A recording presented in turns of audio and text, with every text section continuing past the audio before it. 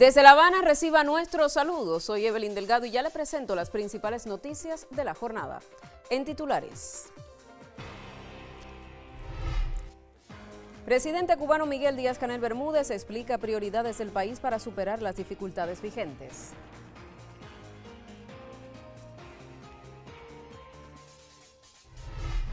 Autoridades cubanas rechazan categóricamente sanciones anunciadas por el Departamento del Tesoro de los Estados Unidos contra la Unión Cuba Petróleo.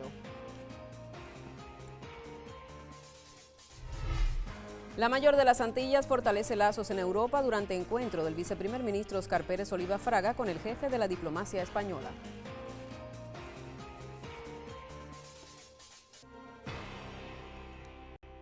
Iniciamos ya con las informaciones. El primer secretario del Comité Central del Partido Comunista de Cuba y presidente de la República, Miguel Díaz-Canel Bermúdez, explicó a medios de prensa las prioridades diseñadas para superar las dificultades del momento actual.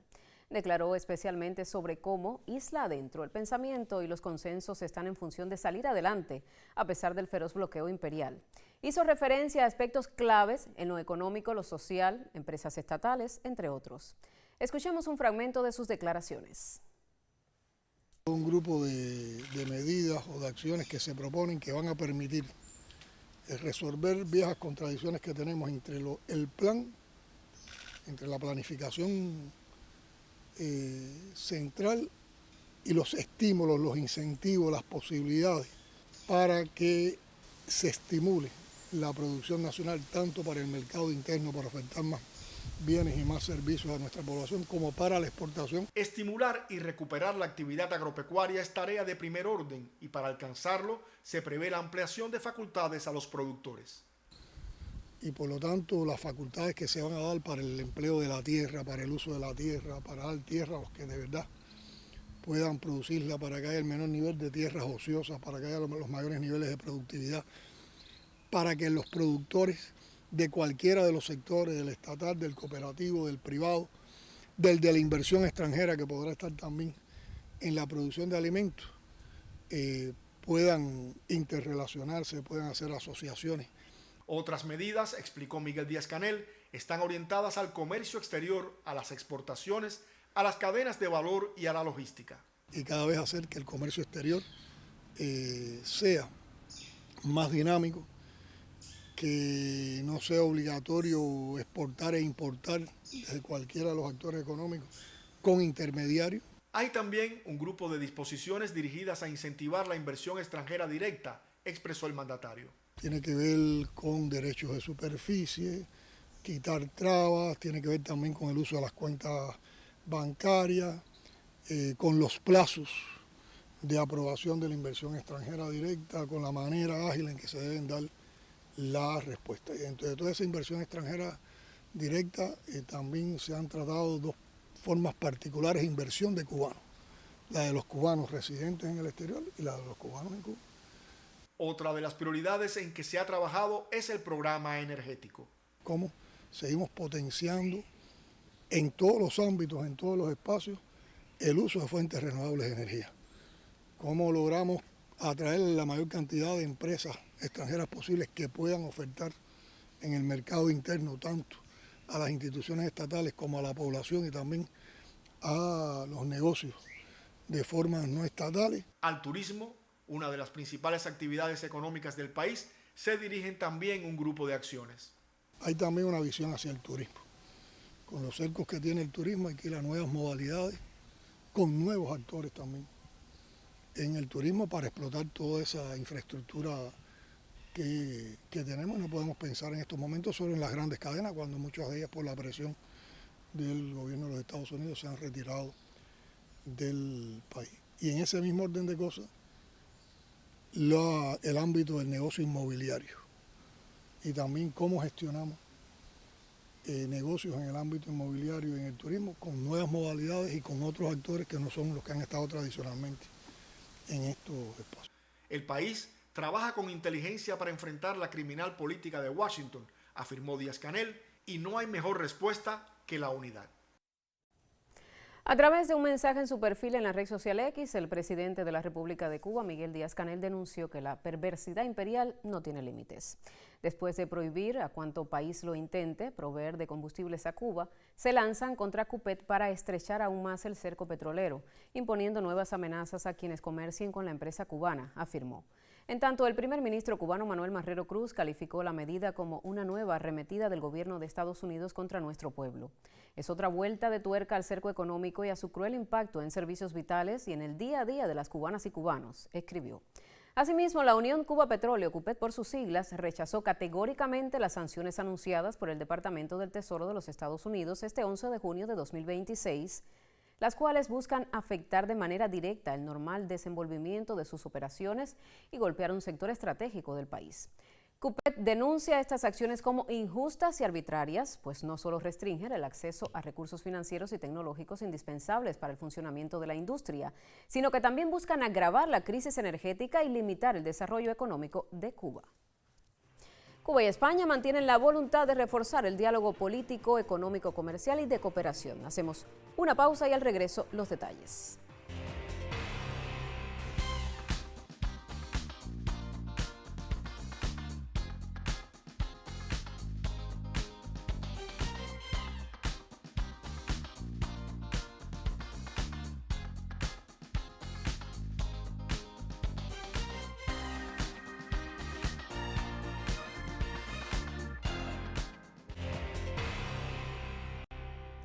El ministro de Asuntos Exteriores, Unión Europea y Cooperación, José Manuel Álvarez, recibió en Madrid al viceprimer ministro y titular de Comercio Exterior e Inversión Extranjera de Cuba, Óscar Pérez Oliva Fraga.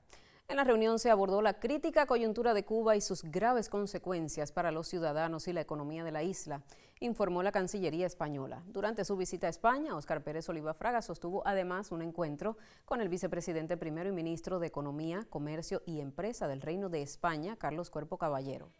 En ambos encuentros se constató la voluntad de las partes de reforzar el diálogo político, económico, comercial y la cooperación en beneficio de ambos países. El viceprimer ministro cubano ofreció una actualización del complejo escenario económico-social cubano a partir del recrudecimiento del bloqueo y las medidas de asfixia económica de Estados Unidos contra Cuba. Asimismo, agradeció al pueblo y gobierno de España por la ayuda ofrecida en medio del complejo contexto de la isla. Y seguidamente vamos a conocer el pronóstico del tiempo para los principales destinos turísticos del país. En esta emisión tenemos el contacto a través de la vía telefónica con el licenciado Ariel Maturel. Te escuchamos, adelante.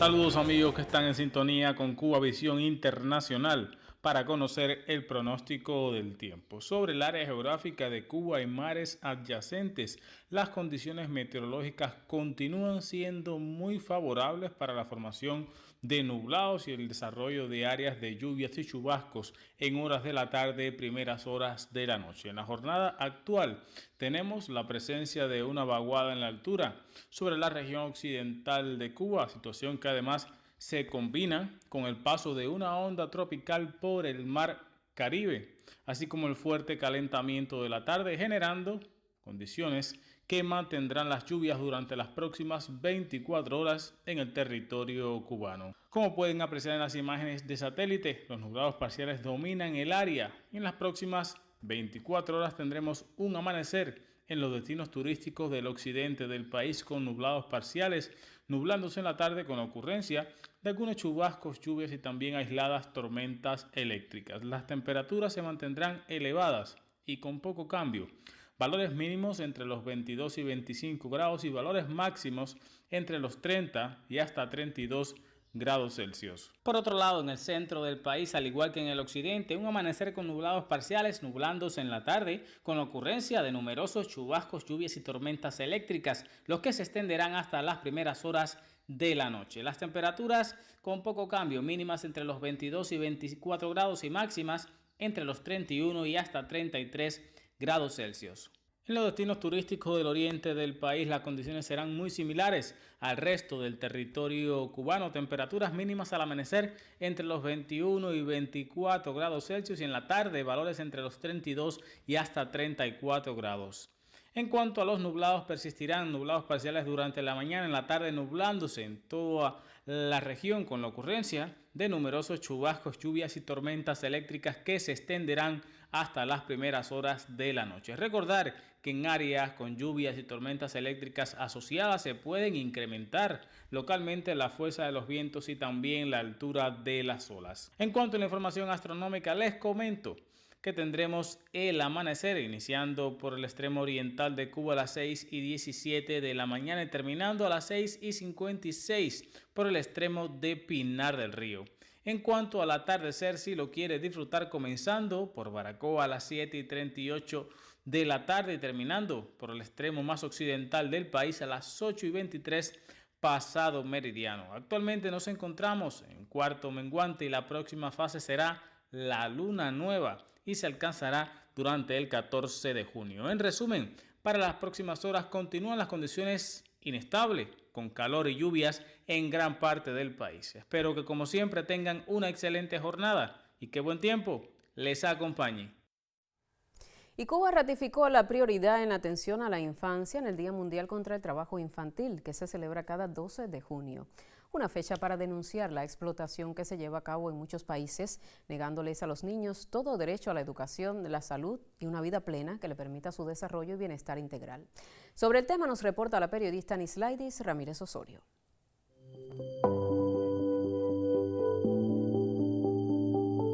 Cada 12 de junio se conmemora el Día Mundial contra el Trabajo Infantil, una fecha proclamada por la Organización Internacional del Trabajo, OIT por sus siglas, en 2002, con el objetivo de visibilizar y erradicar una de las violaciones más graves a los derechos de la niñez.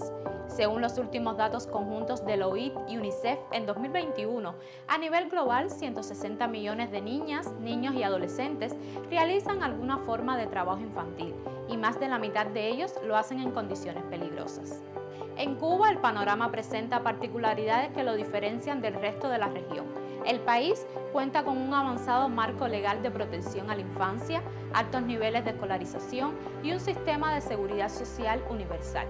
La isla ha ratificado los convenios 138 y 182 del OIT y su legislación interna es de las más avanzadas.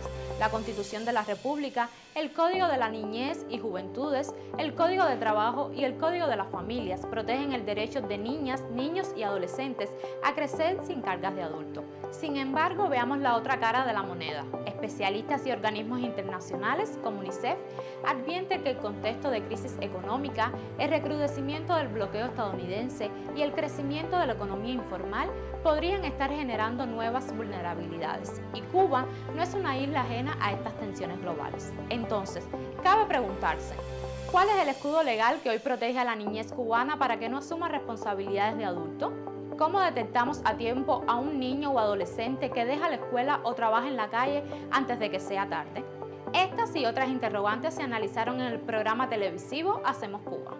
Estamos llamados al mejoramiento continuo de la labor educativa que hacemos con la niñez y la adolescencia en el país en aras de cumplir la misión que tiene el Ministerio de Educación, que no es más que el fin de la educación asociado a la formación y desarrollo integral. Hay una potencialidad que tenemos y que tenemos que seguir trabajando por su perfeccionamiento y porque cumpla sus objetivos, que es el Consejo de Escuela y de Círculo Infantil, que constituye, es decir, es el Consejo de Familias, donde agrupa a padres que los representan, a organizaciones de la comunidad. Es un consejo que es dirigido por la propia familia y que su primera estructura es el consejo de aula, grupo salón, donde están todos los padres de familia. Las respuestas institucionales nos dejan una certeza. Cuba defiende con leyes, escuelas y justicia el derecho a una infancia sin carga. Tenemos procedimientos de trabajo dirigidos específicamente a la atención a los menores que resultan víctimas de delitos que en este caso los conocemos a través de la propio intercambio y el control de la investigación penal. Cuando hay un niño, precisamente el fiscal tiene el encargo inmediatamente de poder intercambiar con el representante legal en función de orientarlo y encauzarlo en el propio proceso. La infancia es una etapa para jugar, aprender y crecer. El trabajo infantil no es solo una infracción laboral, es una violación a la educación, la salud y el juego. Este es un fenómeno multicausal: pobreza familiar, exclusión social, faltas de escuelas de calidad, normas culturales que normalizan el trabajo temprano, crisis económicas y migración. El juego y el aprendizaje son la única labor que un niño debe cumplir. Un mundo justo empieza cuando un niño puede ser niño.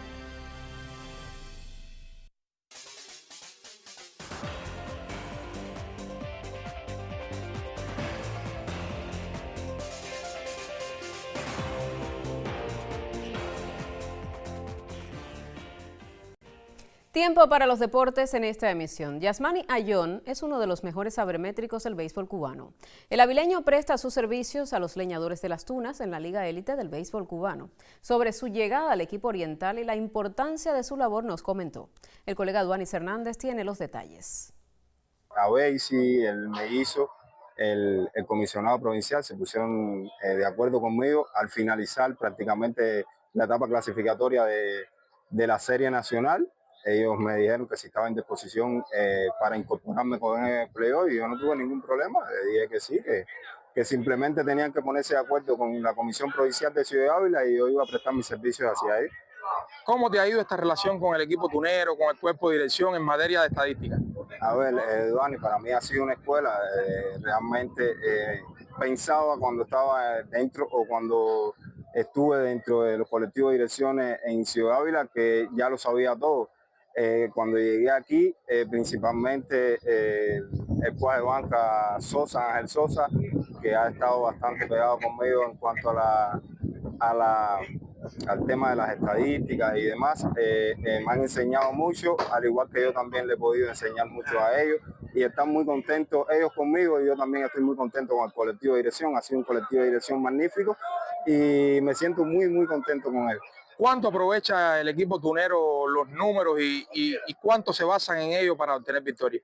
A ver, inicialmente ha sido un choque un poco contradictorio porque ha sido mucha información, le he dado bastante información a los cuales ellos no estaban acostumbrados, según he escuchado de algunos, pero poco a poco se han ido adaptando. Ahí tienen su grupo de WhatsApp, al cual yo le paso la información, el cuadro de banca Ángel Sosa, a Beisy Pantoja, todos nos ponemos de acuerdo antes del partido, en una previa, en reuniones, y se lo llevamos lo más fácil posible para que ellos puedan entenderlo, ya que son estadísticas y métricas nuevas que muchos no conocen y otros no estaban adaptados a ellas. ¿Qué importancia le brinda Yasmani Ayón, que lleva varios años como sabermétrico, a los números para que los equipos puedan tener más opciones de victoria? Creo que lo principal es darle gracias a Dios porque me ha dado la inteligencia y la capacidad para hacer algo diferente a lo que normalmente estamos acostumbrados dentro del béisbol, que es dar simplemente las estadísticas frías como tablas de prensa y demás. Simplemente me he basado en estudiar al contrario, buscar las habilidades, buscar las fortalezas y llevarlas a cabo y hacérselas lo más fácil posible para que los atletas puedan tener fiabilidad en las estadísticas que le estoy brindando. Entonces las Tunas cuenta con números seguros rumbo a la lucha del título. Sí. Este equipo, principalmente el cuerpo de dirección, está enfocado y los atletas, el capitán de equipo, Giovanni, Dani, están enfocados en el título principalmente y ellos se han ido adaptando al sistema de estadística que le estoy brindando y le estamos sacando provecho. Concluyen así los deportes en esta emisión. Hacemos una segunda pausa y en breve estamos de regreso con informaciones culturales. Mantenga la sintonía.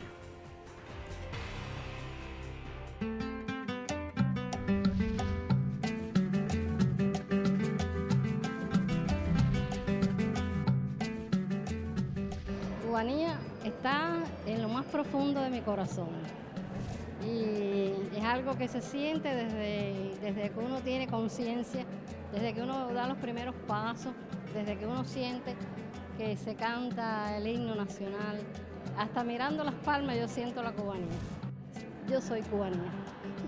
Pero si hay que decidir, yo sigo siendo cubano. Informaciones culturales en esta emisión con la colega Melissa Mavis de Bardet. Adelante, un gusto saludarte. Gracias, Evelyn. Qué placer acompañarte en el estudio y saludar, por supuesto, a las de la audiencia que sigue nuestra emisión. Iniciamos el segmento cultural aquí en Cuba Noticias y recordamos que este fin de semana el público podrá disfrutar del ciclo de cine Marilyn, desconocida y trágica, propuesto por la Cinemateca de Cuba hasta el próximo 14 de junio. Sobre esto tenemos detalles en nuestro segmento cultural. Veamos.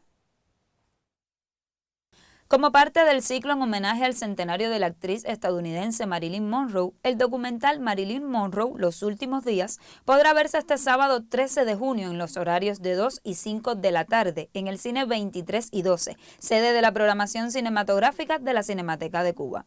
Dirigido por Patty Evans Spence, dicho material recorre parte del itinerario de vida de la Monroe, fallecida el 4 de agosto de 1962, e incluye testimonios de varios actores, directores, productores y otros entrevistados de ese largometraje que no pudo terminar, así como otros elementos que arrojan luz sobre la existencia de la afamada mujer nacida bajo el nombre de Norma Jean Munterson.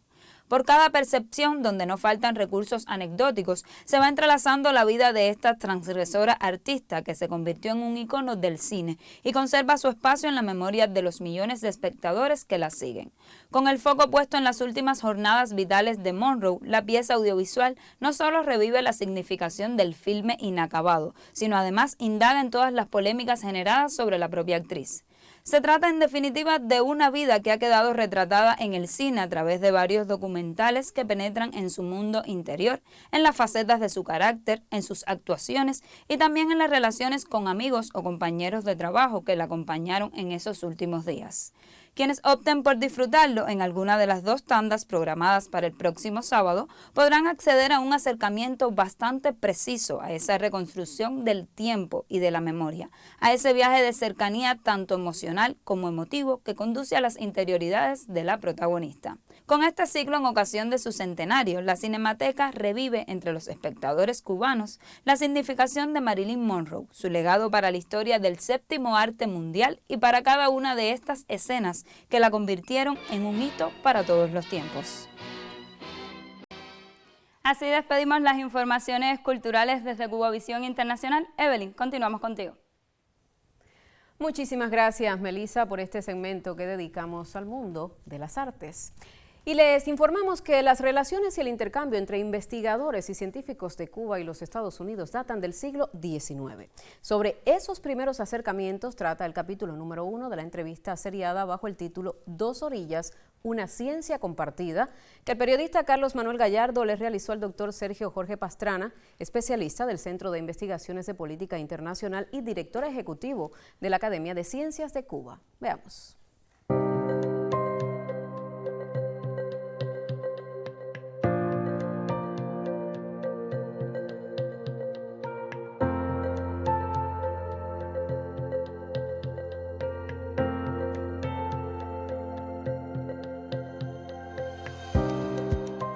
Que se fundaran las instituciones de carácter científico en ambos países, ya había contactos entre los investigadores y había colaboración bilateral entre ellos.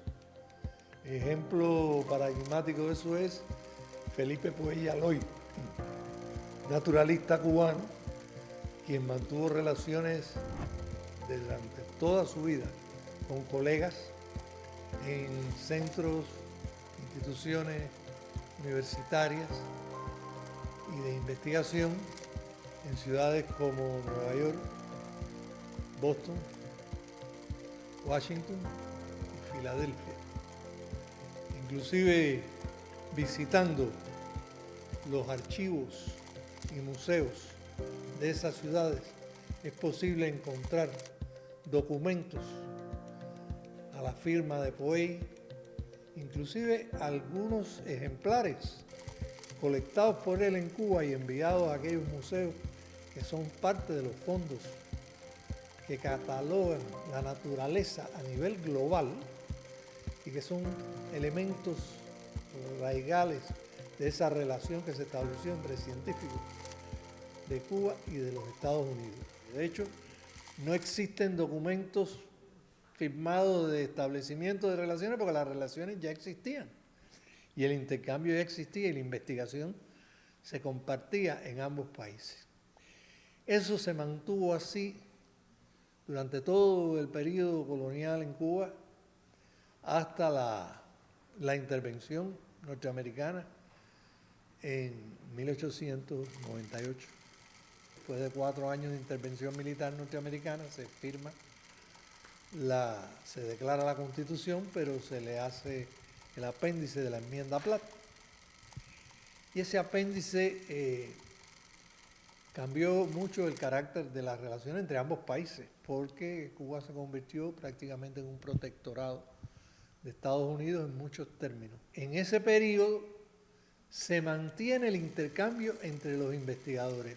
Y ahí hay otro ejemplo interesante de esa primera relación, que es que cuando en el año 1881 Finlay ya arriba a su concepción de que tiene que haber un agente transmisor de la fiebre amarilla, ese trabajo él lo divulga y lo publica por primera vez en Washington y en La Habana.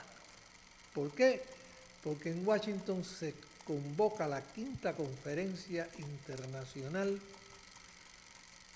Sanitaria entre las diferentes potencias del mundo.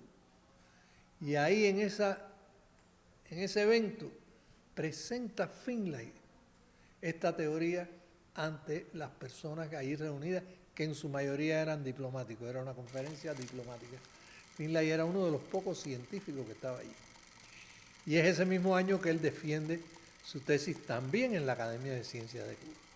Y es de ahí que se produce el resultado científico más importante de carácter médico en el siglo XIX de nuestro país, que es el descubrimiento de la transmisión de la fiebre amarilla, que permite el saneamiento de La Habana, el control de los mosquitos y permite también que lo mismo se haga en las construcciones del Canal de Panamá, que era imposible completarlo por la cantidad de gente que moría por la fiebre amarilla.